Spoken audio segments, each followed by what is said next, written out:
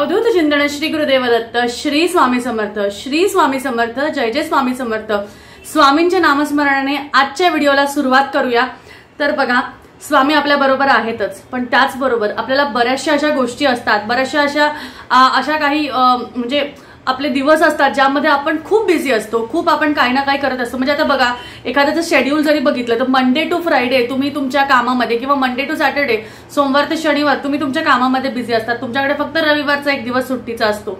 यावेळी काय होतं ना, सकाळपासूनचे जे रुटीन असतं, दिवसभरचे जे रुटीन असतं, त्यामध्ये ना तुम्हाला तुमच्या कामांमध्ये इतकं गुंतलं जातं ना की तुम्हाला देवाचं स्मरण करण्यासाठी, आपल्या स्वामींचं, आपल्या गुरूंचं स्मरण करण्यासाठी असं वाटतं की आपल्याला वेळच भेटत नाही। पण खरं शक्यतो तुम्हाला सांगू का, कोणतीही तुम्हाला सेवा करायची असेल ना, त्यासाठी वेळ हा काढावाच लागतो। मी तुम्हाला सांगते, वेळ काढणं जर का तुम्हाला अजिबात जमत नसेल तरी सुद्धा एक छोटीशी सेवा आहे जी फक्त आणि फक्त 2 मिनिटाची सेवा आहे। ती जर का तुम्ही केली ना, खरंच तुमच्या आयुष्यात बदल तुम्हाला जाणवतील, तुम्हाला इतकं छान वाटेल, तुम्हाला तुमच्या मार्गात, तुमच्या सगळ्या गोष्टींमध्ये प्रगती जाणवायला लागेल। आता बघा, बरेचसे जण असे आहेत की ते म्हणतात आम्ही एवढे उपाय केले, एवढे तोडगे केले, एवढे सगळे गोष्टी केल्या, पण तरी सुद्धा आमच्या आयुष्यातल्या आमच्या अडचणीच पूर्ण जात नाही।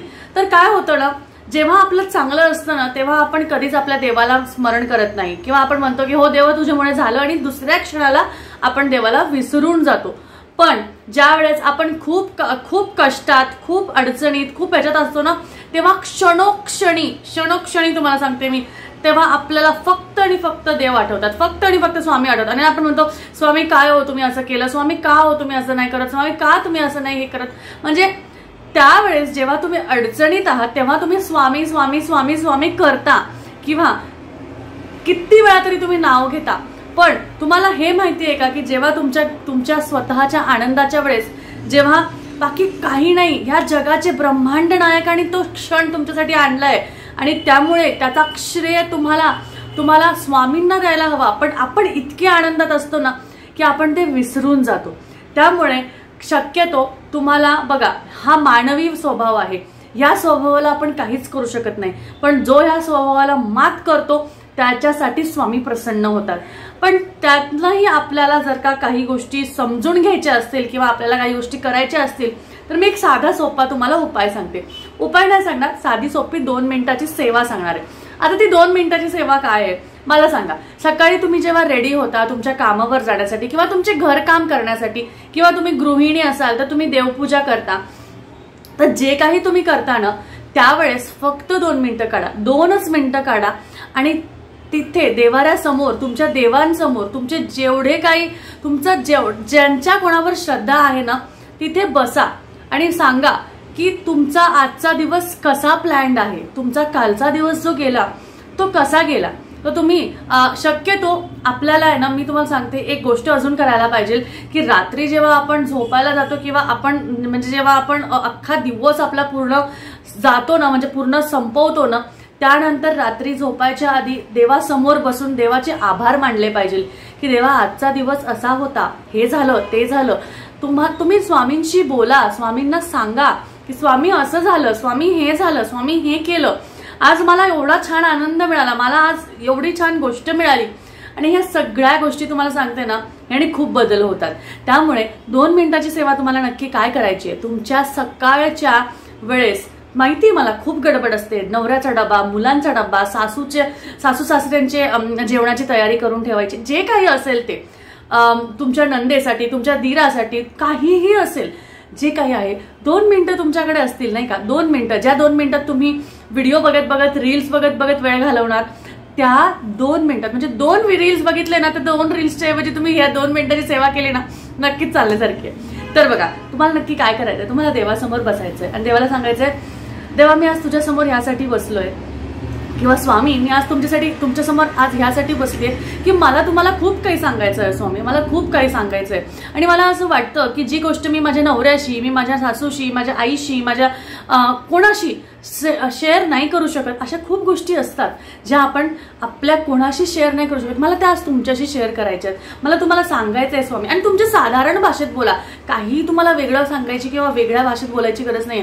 स्वामी बघा आज असं असं झालं, ऑफिसमध्ये ना ह्या व्यक्तीने मला खूप त्रास दिला, ऑफिसमध्ये ना मला ह्या गोष्टीचा खूप आनंद झाला, किंवा आज येताना स्वामी असं झालं, तुम्हाला माहितीये का आज माझा दिवस खूप वेगळा झाला. इतकं छान तुम्हाला सांगते, 2च मिनिटं तुम्हाला देवासमोर बसायचंय, देवाचे आभार मानायचे, देवाला नावं नाही ठेवायचे, देवा तुझ्यामुळे असं झालं किंवा स्वामी तुमच्यामुळे असं झालं, तुम्ही असं केलं. स्वामी कधीच कोणती वाईट गोष्ट तुमच्यावर करत नाही. आणि जी गोष्ट तुमच्या बरोबर घडते म्हणजे ह्या जगातल्या मुंगीपासून तर हत्तीपर्यंत किंवा मनुष्यापासून तर दानवापर्यंत ज्या कोणत्याही जीवाला इथे जे सांभाळतायत ते आपले स्वामी आहेत, ते आपले ब्रह्मांड नायक आहेत.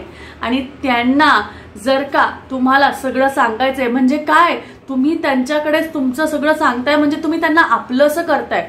तर त्या 2 मिनिटात तुम्हाला सांगायचे की स्वामी आजचा मी दिवस सुरुवात करते बरं का, आज आहे ना काहीही येऊ दे, कोणत्या अडचणी येऊ दे, कोणते चांगले क्षण येऊ दे, फक्त आणि फक्त तुम्ही माझ्या बरोबर राहा.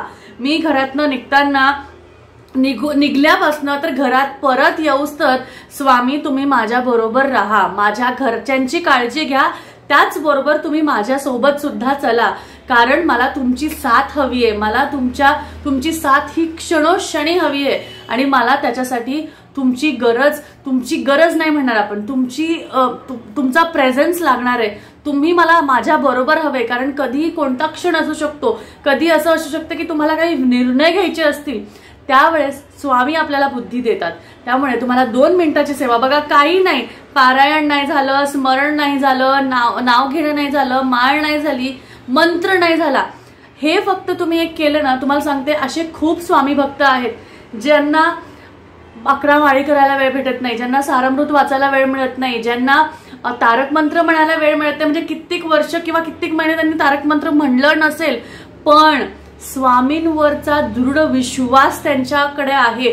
आणि ते सकाळी जाताना किंवा रात्री परत येताना स्वामींचं नाव घेतात, त्यांना सांगतात आभार, तुम्ही आज माझा दिवस एवढा छान घडवला, किंवा मी चाललोय माझ्या कामावर, माझ्या बरोबर चला. असं नुसतं असं म्हणजे काही जणांना सवय असती कामावर जाताना एखाद्या मठात किंवा केंद्रात जाऊन दर्शन घ्यायची, येताना दर्शन घ्यायची, फक्त एवढंच करतात, तरी सुद्धा त्यांच्या आयुष्यात खूप गोष्टी सुरळीत चालतात. त्यामुळे तुम्हाला तुमचं गराडं म्हणा, तुमच्या गोष्टी म्हणा, ह्या स्वामींना सांगायला सुरुवात करा. आणि ज्या दिवशीपासून तुम्ही ह्या गोष्टी सुरुवात करणार, नाही तुमच्या आयुष्यात बदल झालेला तुम्हाला जाणवेल ना, बघा किती पोथ्या वाचून काही वाचून तुम्हाला त्याचा फायदा होतो, तो पॉझिटिव्ह वे आहे. पण सगळ्यात महत्वाचं, तुम्ही नुसत्याच पोथ्या वाचतायत, पोथ्या पुराण वाचतायत आणि स्वामींचं किंवा तुमच्या देवापर्यंतचं तुमचं कनेक्शनच नाहीये, एक नातं निर्माण करा. ते नातं जोपर्यंत तुम्ही निर्माण करणार नाही ना, कोणीच काही करणार नाही. त्यामुळे ही एक गोष्ट लक्षात ठेवा. आणि त्याचबरोबर अशी ही 2 मिनिटाची सेवा तुम्ही आजपासनं काय, कधीही म्हणजे ही स्वामींच्या प्रकट दिनापर्यंत काय, प्रकट दिनापासनं तर कित्येक दिवस, म्हणजे आजपासनं हे सवयच लावून घ्या की मी आजपासनं असं असं करणार आहे. मी रोज संध्याकाळी स्वामींजवळ 2 मिनिटं बसणार आहे आल्यावर, मी रोज सकाळी जायच्या आधी 2 मिनिटं घाईत का होईना, स्वामी आज बघा मला असं असं जायचंय, मला खूप गडबडीचं काम आहे, फक्त तुम्ही माझ्या बरोबर राहा आणि मला निर्णय घ्यायला मदत करा. बास. तुम्हाला सांगते, आपल्या आईला जसं आपण सांगतो ना, आई तू पटकिनी हे कर बर का, किंवा आई तू हे पटकिनी हे कर बरं, तसं तुम्ही स्वामींशी रिलेशन तयार करा, तसं नातं तयार करा.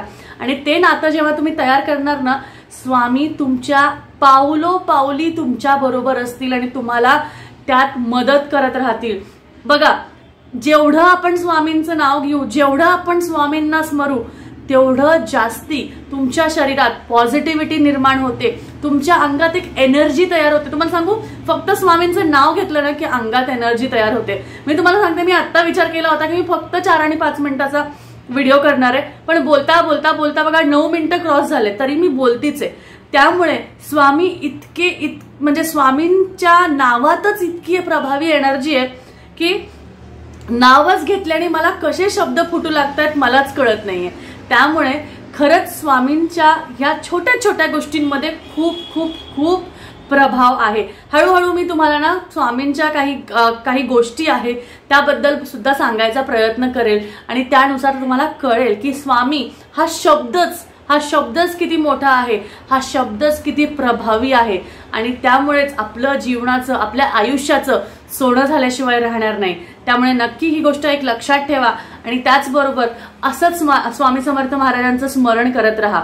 तर कसा वाटला आजचा हा व्हिडिओ मला नक्कीच कळवा। आवडला असेल तर नक्कीच परत अजून असेच व्हिडिओ तुमच्यासाठी मी घेऊन येईल। आता हा व्हिडिओ इथे एंड करते, ऑलरेडी 10 मिनिटं झालेत। परत भेटूया अजून एका छानशा व्हिडिओ बरोबर, अजून एका छानशा माहिती बरोबर। तर झालेली सेवा जी आहे ते स्वामी चरणी अर्पण करते आणि परत तुम्हाला पुढच्या व्हिडिओमध्ये भेटते। अवधूत चिंतन श्री गुरुदेव दत्त, श्री स्वामी समर्थ, जय जय स्वामी समर्थ।